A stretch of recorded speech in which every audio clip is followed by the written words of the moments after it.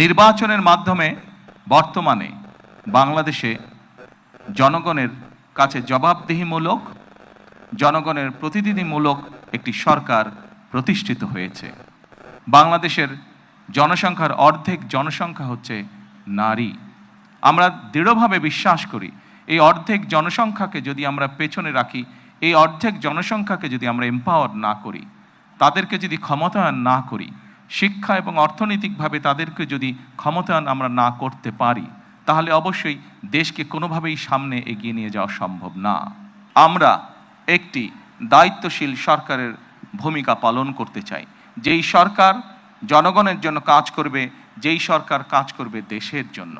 আমরা জনগণের কাছে জবাবদিহি থাকতে চাই এবং তারই একটি অংশ হিসাবে আমাদের দল, বাংলাদেশ জাতীয়তাবাদী দল, নির্বাচনের পূর্বে আমরা বাংলাদেশের মানুষের কাছে প্রতিশ্রুতি দিয়েছিলাম, বাংলাদেশের নারী সমাজের কাছে প্রতিশ্রুতি দিয়েছিলাম যে বিএনপি সরকার গঠন করতে সক্ষম হলে আমরা এই ফ্যামিলি কার্ডের কাজ শুরু করব।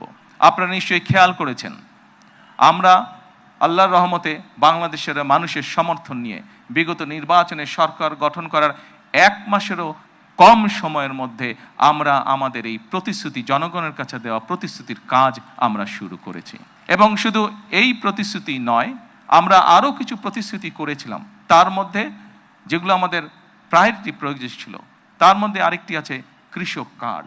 সেই কৃষক কার্ডের কাজও আমরা শুরু করেছি ইনশাআল্লাহ। ঠিক আজকের এই অনুষ্ঠানে আমরা যেভাবে 37,000 মানুষের কাছে, 37,000 নারীর কাছে আমরা ফ্যামিলি কার্ড তুলে দিতে সক্ষম হয়েছি, ঠিক একইভাবে আগামী মাসের মধ্যে আমরা, আগামী মাসের ভেতরে আমরা কৃষক ভাইদের কাছেও, বহু কৃষক ভাইদের কাছে আমরা কৃষক কার্ড তুলে দিতে সক্ষম হব ইনশাআল্লাহ।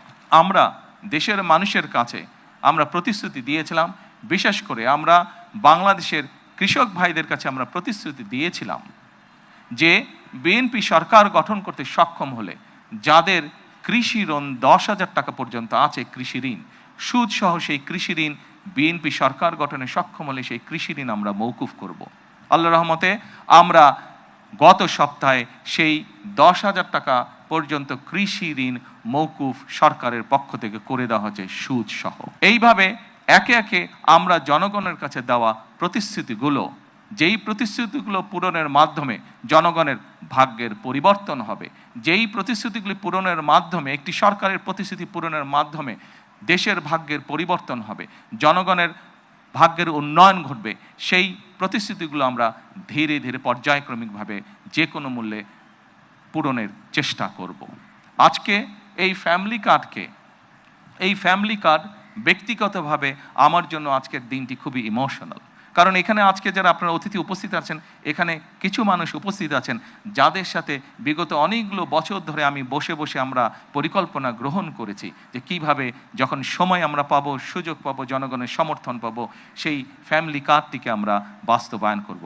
আল্লাহ তাআলা রব্বুল আলামিনের রহমতে আজকে আমাদের সেই দিনটি উপস্থিত, যেই দিনে আমরা আমাদের এই প্রতিশ্রুতি রক্ষা করতে সক্ষম হয়েছি। সেজন্যই আজকে আমার জন্য যেমন একটি ইমোশনাল দিন, আমি মনে করি আমার সরকার এবং আমার দল, বাংলাদেশ জাতীয়তাবাদী দলের জন্য একটি ঐতিহাসিক এবং একটি ইমোশনাল দিন আজকে। এই দেশের মানুষের প্রত্যাশা বর্তমান নির্বাচিত সরকারের কাছে অনেক, সেটি আমরা বুঝতে পারি।